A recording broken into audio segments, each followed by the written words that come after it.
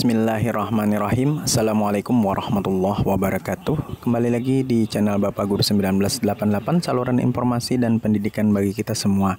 Oke rekan-rekan pejuang CASN tahun 2024, ini kembali kita bahas tentang Kemenpan RB nomor 321 atau 321 tahun 2024. Di sini tercantum nilai ambang batas serta secara tidak langsung ada kisi-kisi untuk kegiatan CASN tahun 2024. Baik, langsung saja kita ke bawah untuk menimbang, mengingat, dan seterusnya itu kita skip saja. Nah, seperti yang kita ketahui, di poin pertama SKD untuk PNS tahun 2024 meliputi 3 tes ya, TWK, TIO, dan TKP. Nah, di sini ada kisi-kisi rekan-rekan sekalian, di mana TWK itu bertujuan untuk menilai penguasaan, pengetahuan, dan kemampuan mengimplementasikan. Jadi yang pertama itu kita harus menguasai nasionalisme dengan tujuan mampu mewujudkan kepentingan nasional melalui cita-cita dan tujuan yang sama dengan tetap mempertahankan identitas nasional. Kemudian ada integritas.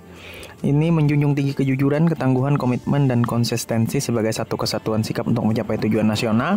Kemudian ada bela negara dengan tujuan mampu berperan aktif dalam mempertahankan eksistensi bangsa dan negara.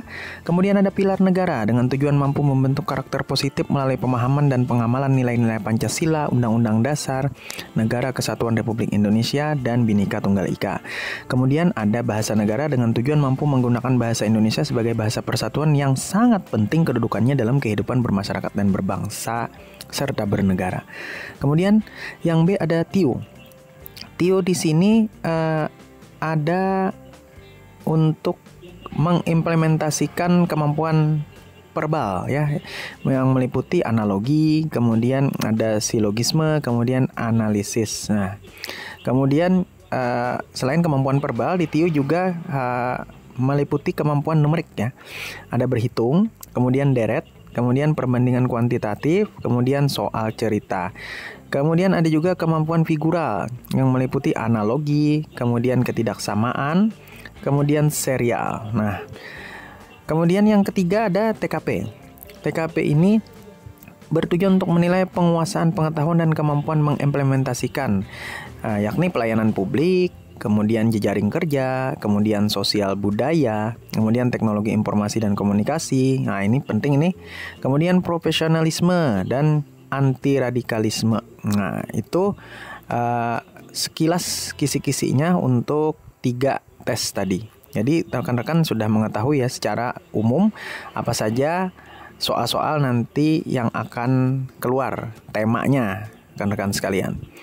Kemudian durasi waktu ya, dalam waktu 100 menit. Nah, 100 menit untuk durasi waktu. Kemudian untuk disabilitas ya, disabilitas 130 menit. Jadi bagi kita yang tidak disabilitas itu 100 menit, dan bagi rekan-rekan kita yang disabilitas itu 130 menit. Jumlah soal keseluruhan SKD pada diktum pertama adalah 110 butir soal. Nah, jadi ada 110 butir soal, di mana TWK terdiri dari 30 soal, TIO terdiri dari 35 soal, dan TKP terdiri dari 45 soal. Di sini strategi rekan-rekan sangat penting ya dalam menjawab. Jadi kebiasaan menjawab biasanya diintegrasikan ya, atau didedikasikan untuk soal-soal yang lebih mudah dulu menurut rekan-rekan sekalian. Jadi ini penting ya rekan-rekan, kita sudah mengetahui butir soalnya berapa. Kemudian pembobotan nilai untuk materi soal SKD sebagaimana tersebut pada diktum pertama, yaitu untuk materi soal TIO dan TWK, jawaban benar bernilai 5 dan salah bernilai 0. Jadi ingat rekan-rekan, untuk TIO dan TWK kita usahakan jangan salah, karena jika salah tidak ada nilai. Berbeda dengan TKP, TKP bobot nilainya bernilai 1 sampai dengan 5. Nah, namun jika tidak menjawab nilainya 0. Kemudian untuk jumlah nilai rekan-rekan sekalian, yang di ke-8 rekan-rekan sekalian, untuk jumlah nilai, jika kita mampu menjawab semua soal dengan benar, maka nilai maksimal adalah 550. Semoga bisa dicapai oleh rekan-rekan sekalian. Kemudian rekan-rekan sekalian, untuk nilai SKD yang diperoleh oleh peserta seleksi pengadaan pegawai negeri sipil tahun anggaran 2024 berlaku sampai dengan seleksi pengadaan pegawai negeri sipil 1 tahun 1 periode berikutnya. Jadi jika kebetulan ya belum rezeki di tahun ini karena nilainya tinggi-tinggi, maka nilai SKD rekan-rekan di tahun ini bisa dipakai untuk periode berikutnya. Kemudian